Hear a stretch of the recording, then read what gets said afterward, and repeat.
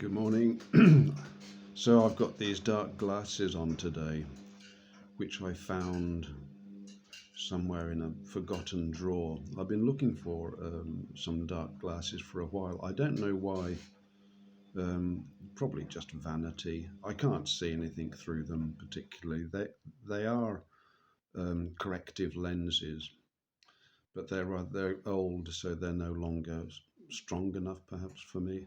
They were more for long distance and driving, but they're good quality glasses, and I intend to try them out in a few days' time when I've been invited to attend a party, very rare occasion for me, and saw myself there wearing dark glasses, and I intend to take my guitar up and an amplifier and perhaps play a few songs. And somehow I thought dark glasses would help that. It's just a vanity perhaps, but the world looks quite nice through these because they give a sepia tone to everything, which I've always enjoyed. And when my vision started to fade because of my age and because of my computer work, sunglasses sort of became impossible because then they're more expensive. But now that my vision is improving, I think they might be back on the agenda.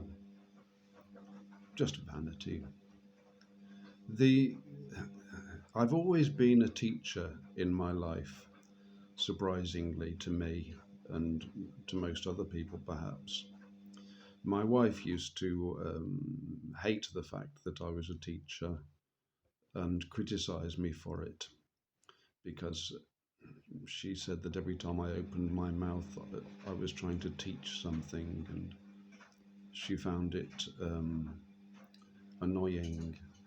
But at the same time, she also said that I was a very good teacher, and recommended me to teach others. I used to teach. I started teaching when I was about 19 or 20, I think, and I taught the guitar for a little while. I only had 2 or 3 students, and I didn't really have much to teach. And then when I travelled to Italy, I got a job teaching the guitar, and it was a great pleasure. I taught for several years, although again I lacked the credentials. Really, I tried to teach music, and my formal training is really quite lacking in those fields, although I did study classical piano and classical guitar for a while. But the privilege for me was to be spending time with young people, and I've always enjoyed that. And it's something that in our modern world is very difficult to do unless you're locked into the education system, which I've always hated with an absolute vengeance.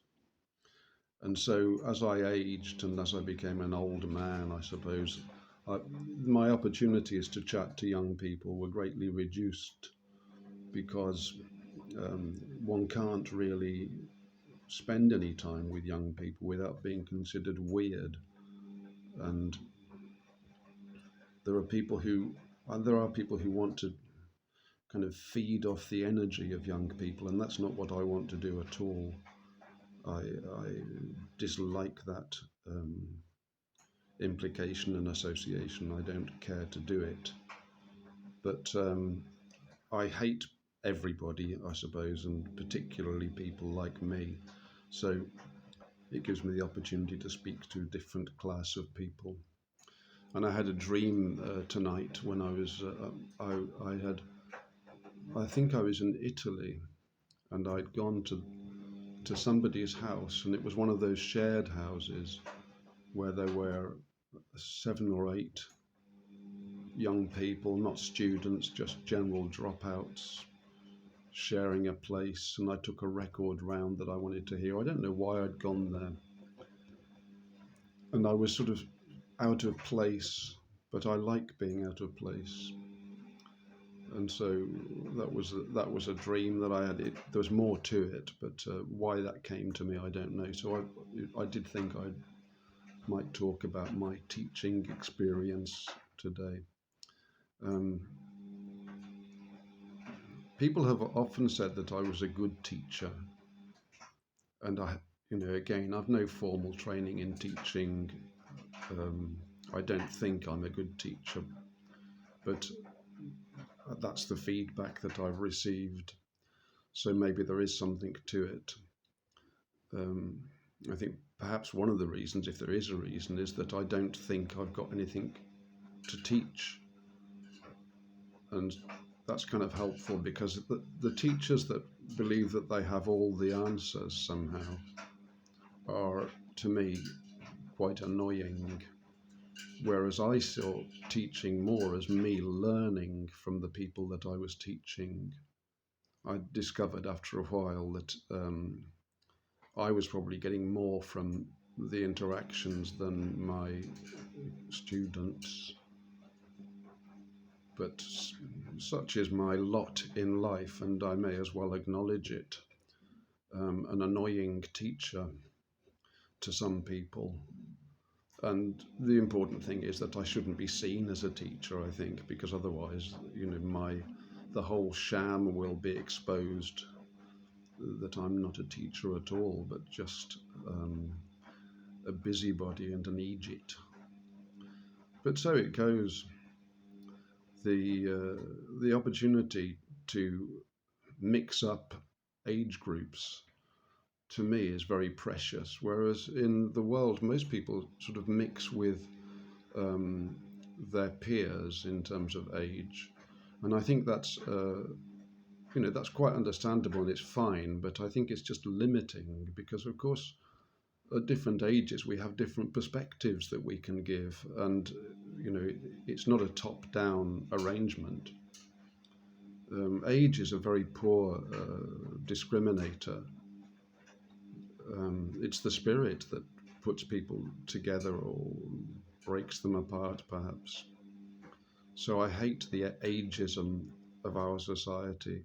And one of the things that I've noticed very strongly since coming to England is that I can't really even talk to young people without arousing any kind of suspicion. I mean, I do greet them as I walk down the road, but you can't have a conversation really. You have to be quite careful. Of course, with older adults, it's fine. But if they in any way come under the heading children, it's a huge problem. And yet, children are really, really interesting to me, and I like chatting to them. I think their parents would probably be quite cautious about allowing me to talk to them, and I've actively avoided it. My neighbour has 2 young children, and she's asked me on a couple of occasions if I would look after them, and I've refused because of the just the danger of any such interaction unless it's monitored and supervised and all the rest of it. But I chat to the children, when I see them outside, at a safe distance, as they say. It's the way that I can't help thinking that this is a deliberate ploy by our masters to ensure that all teaching passes through their channels, their officially, recognized and plotted out charts, and that teachers are properly programmed or brainwashed, we could say. But I had some good teachers when I was in school. I remember a couple, and they were always the ones that didn't fit the mold at all. I think those kinds of teachers have been forced out of the education system to a large extent. I don't know whether it's entirely true. Of course, there could be still some oddball teachers out there that have something of note to communicate. But it's the what's it called, box ticking, that the kinds of personality that would make a good teacher, or the kinds of spirit that would make a good teacher, are very, very unwilling to submit to the rules of officialdom. You know, you must teach this today, you must teach that tomorrow. It's just nonsense, the whole thing. And that's one of the reasons I hate school and I hate universities and all official teaching structures. And ultimately, I came to hate the church as well, because it's organized in exactly the same way, this pyramid structure. The man or woman, usually a man, but these days more a woman, that can have, that has more experience in terms of instruction, and more ambition often is placed at the head to lead the flock. And usually, in my humble opinion, they are people who couldn't lead an old man across the road. As I was told when I was, when my first job, I worked in a clothing store, and I got this. That's the only job I was ever sacked from in my life, because I was such a terrible seller of clothes. And I remember the owner of the shop told me that the way to approach people who were looking for young, men who were looking young, these would be young people. I would have been 17 at the time, probably. That you were not to go up to them and say, "Can I help you, sir?" or anything like that, because the answer would be, "You couldn't help an old man across the road, mate." And I was warned not to do that. I don't know what I was meant to say, but I did get the sack. I think I only worked there for a week or two. The shop was called Road Knights. That was the fashion in the early 1970s, I guess. So there it is. I'm a teacher of some description, apparently. What I've got to teach, I really don't know. But I'm still chatting away, and I'm sure that my wife is still rolling her eyes somewhere. But we have to accept our nature to some extent, to a large, well, entirely perhaps. I've started another Castaneda book this morning, The Art of Dreaming. I've never listened to that one before. I've been slightly repelled by the dreaming stuff because of the lucid dreaming practices that exist in the world of New Age, sort of shamanism and all this stuff, which I am very wary of. I do follow the Bible these days, and I'm very critical of people who dabble with the supernatural without a proper grounding in the Holy Spirit. I think grounded in the Holy Spirit, I think these things can be helpful. But who am I? What do I know? I'm really just experimenting myself.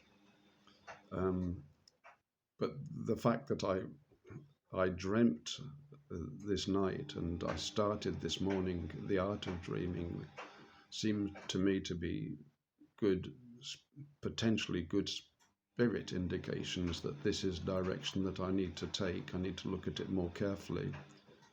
And one of the problems that I have with dreaming is my resumed use of cannabis, not smoking, but just eating in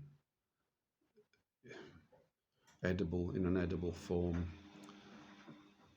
And I find it to be helpful. The world looks right to me when I'm using cannabis, and when I'm not, it flattens out a little bit and it becomes less interesting.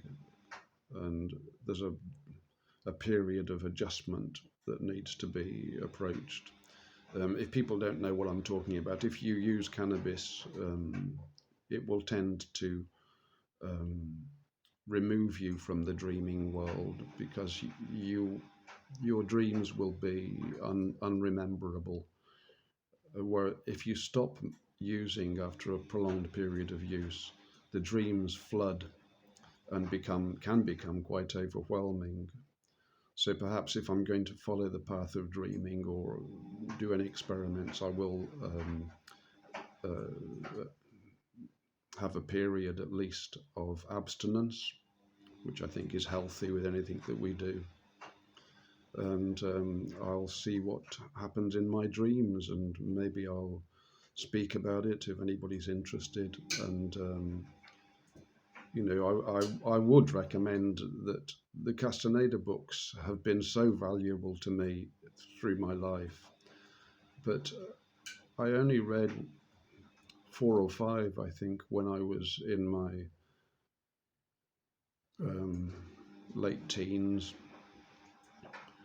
and I found them fascinating and then forgot about them for the next nearly 50 years, 40 years, and then rediscovered them thanks to a YouTube channel called Gimme Some, GIMMESUM, I think. This gentleman has published the recorded books, and there are about 12 of them. And the reader is his name is Luis Moreno, and I think he's a very good reader indeed. And I've been enjoying listening to them. And if you want to support the reader and the author or his estate, the books are available on Audible. So obviously there's a subscription fee, and I've got that also because it seemed to me to be the right thing to do. Although I continue to listen on YouTube as long as they're available, why not?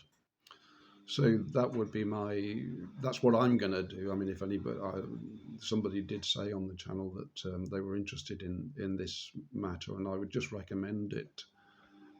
It's not sorcery in any kind of shamanistic understanding. Sorcery is a slightly misleading term. It's the art of perceiving the world, really, and perceiving different levels of awareness. There's no the sort of nefarious practices of sorcery are of no interest to me, and they are not really of any interest to Castaneda. They make a careful distinction between the raising of consciousness, as it were, and the manipulation, of others and all the rest of it, which is something that I would shrink from in horror. Although I suppose if I could manipulate people, it might be quite an intriguing thing. Maybe I can. I don't know. I wouldn't like to try it. It seems to be a little bit arrogant, but who knows? God bless everybody this morning.